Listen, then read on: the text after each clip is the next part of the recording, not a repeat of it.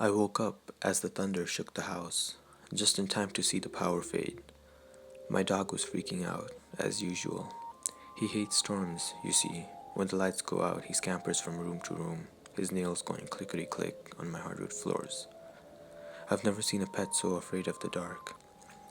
As I rummaged through my nightstand to find a flashlight, he stopped and yelped. Calm down, Max, I'm looking for it.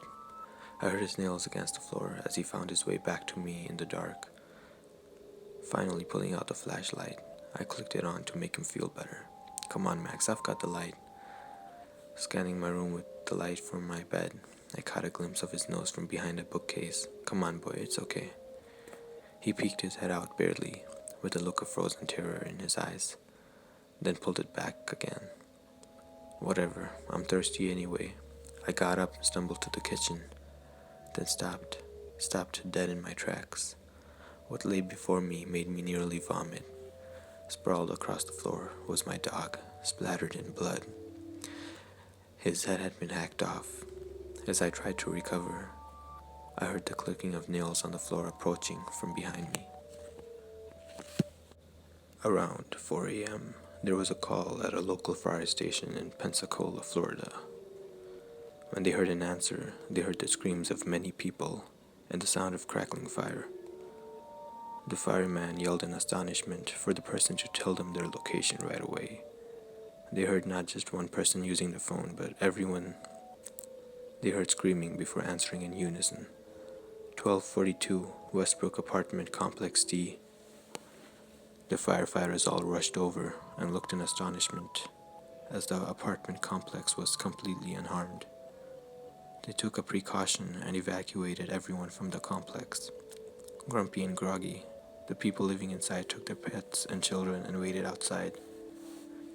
The firefighters did a clean run-through of the apartment, but before the chief firefighter was about to release the waiting owners, an explosion on the lower part of the complex occurred.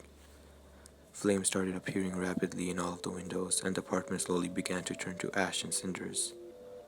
Upon further inspection, they found a gas pipe had ruptured and was ignited by a water heater's flame. The firefighters were shocked when they saw what had occurred and remembered the call. When they tried to contact the number again to thank the caller, they only received the following response. We're sorry, this number no longer exists. Perhaps you dialed the wrong number. Please hang up or try the number again.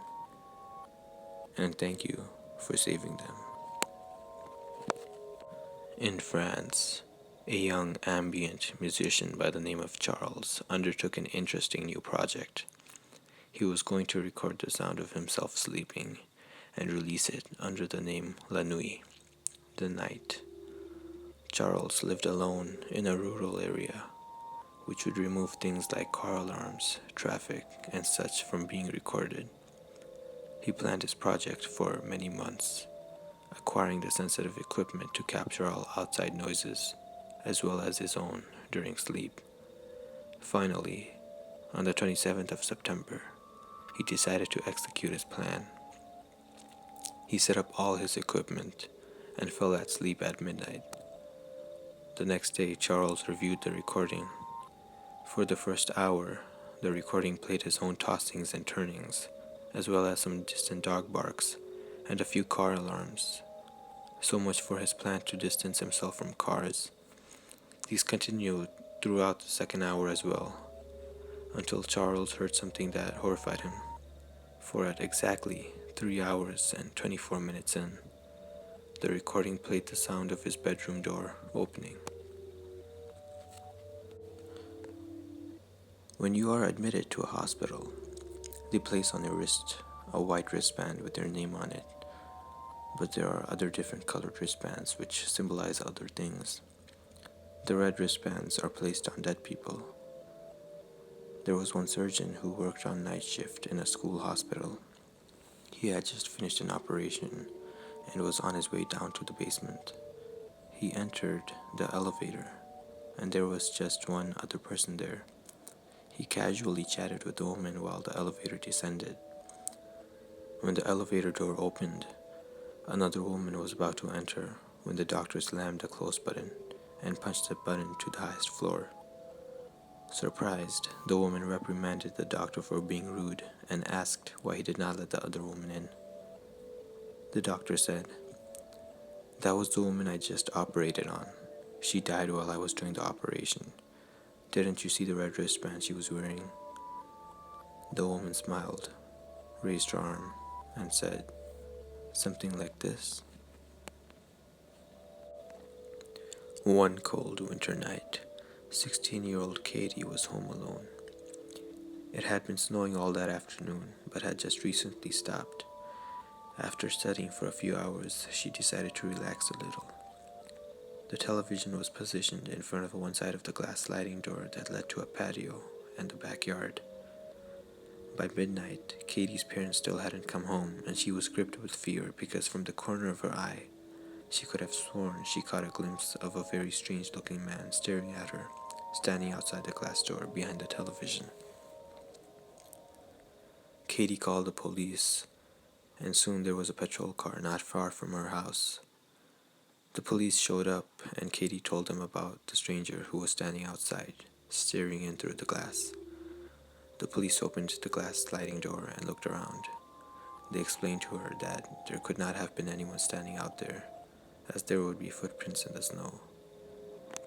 As they were about to leave, one of the cops noticed something behind the couch. There were wet footprints on the carpet behind the couch. She hadn't seen the man outside the door.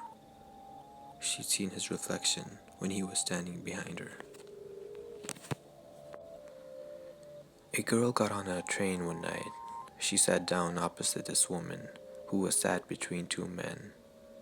She wasn't too bothered about them, except the fact that the woman seemed to be staring at her. But she couldn't quite see because the woman had her hood up. At the next stop, a man got on the train and sat next to the girl. After about 5 minutes, the guy whispered to the girl, "Get off the next stop with me. It's important that you trust me." At the next stop, the girl got off the train with the man and watched the train speed by. The man then turned to the girl and said, "Thank God, I'm a doctor," and that woman was dead. The two men beside her were holding her up.